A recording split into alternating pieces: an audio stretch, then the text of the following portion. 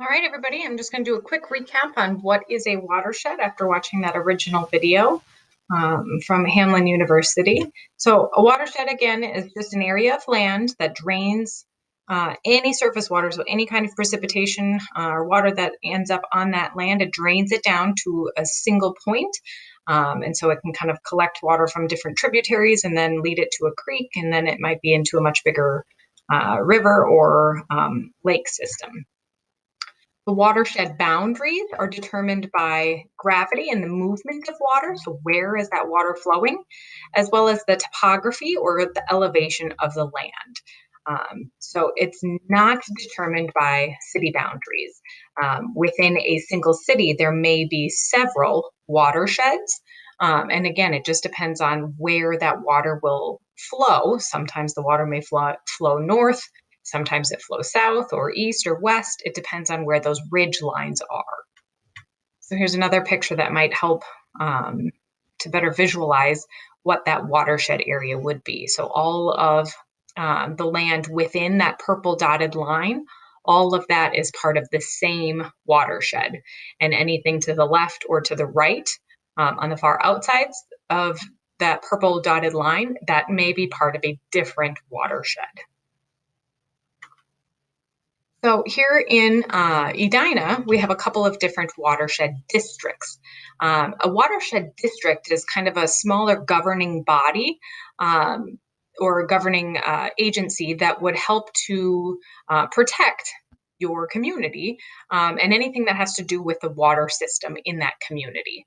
The original purpose of a watershed district, so again, that governing agency, was to help establish flood protection. So as it rained, they needed to make sure that the stormwater sewers were able to carry that water away from our homes and properties and businesses.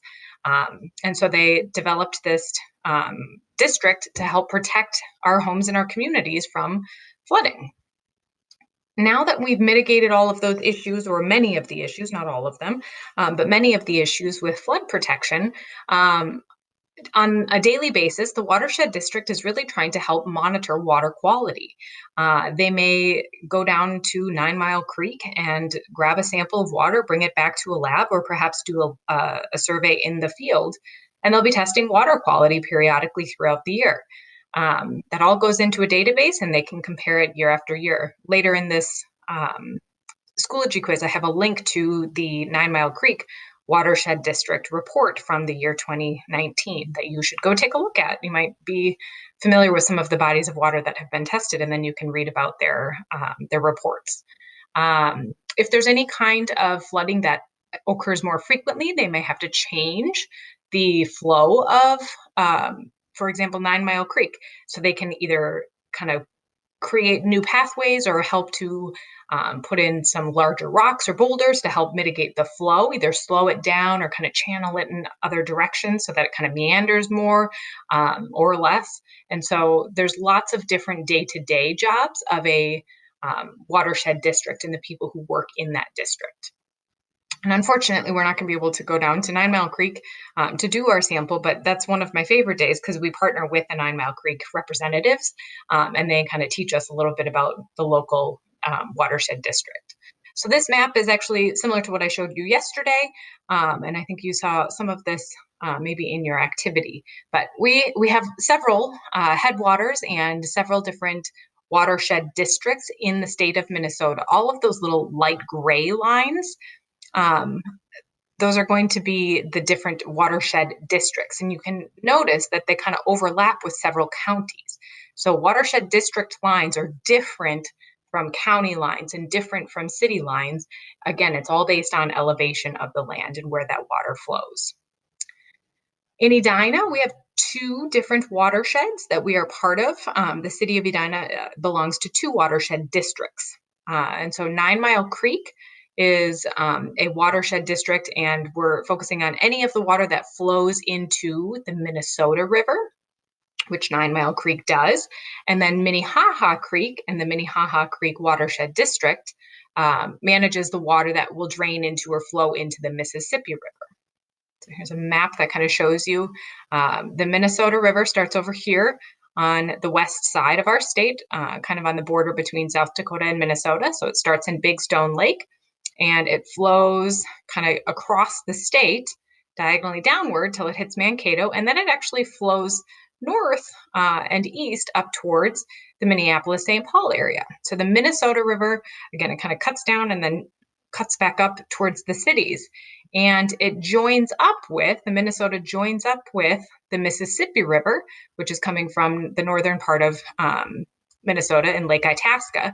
The Mississippi River, again, the headwaters in Itasca, and it flows down, and it's actually in St. Paul where the two rivers kind of fuse or merge together, and then we'll continue south towards the Gulf of Mexico. So here, I just think this is an interesting map. If you've ever been to Fort Snelling Park, the state park in St. Paul, there's a little island that you can go hiking on, Pike Island. And Pike Island is basically the thing that separates, or it's like the fork that allows for the Mississippi River coming through here, the Mississippi River merging with the Minnesota River. And a fun little fact, a little interesting thing that you can do is if you stand on this bridge, you can look and see which river is flowing faster. If the Mississippi River is flowing faster, the water will be moving this way. And if the Minnesota River is flowing faster, then the water goes this way around the island. So it's kind of a fun thing for you to see or for you to observe. But at that point, then all of the water would be going into the Mississippi River, and then we'll head again south to the Gulf of Mexico. So that's all I wanted to share with you. Again, if you have any interest in this water quality stuff, if you reach out to either of the watershed districts, they love to partner with students and young people, and there's a whole bunch of different kinds of programming and volunteer work. If you go on to study this in your future, you could even do like internships with these districts. And so I encourage you to just, if you're interested, reach out to somebody and see what you could do. All right, you guys, tomorrow is going to be Phenology Friday, so you'll go outside and do your final observation in your sit spot, and then you'll be posting some reflection questions on Schoology. So I won't talk to you again until Monday next week. All right, have a good rest of your day and a nice weekend.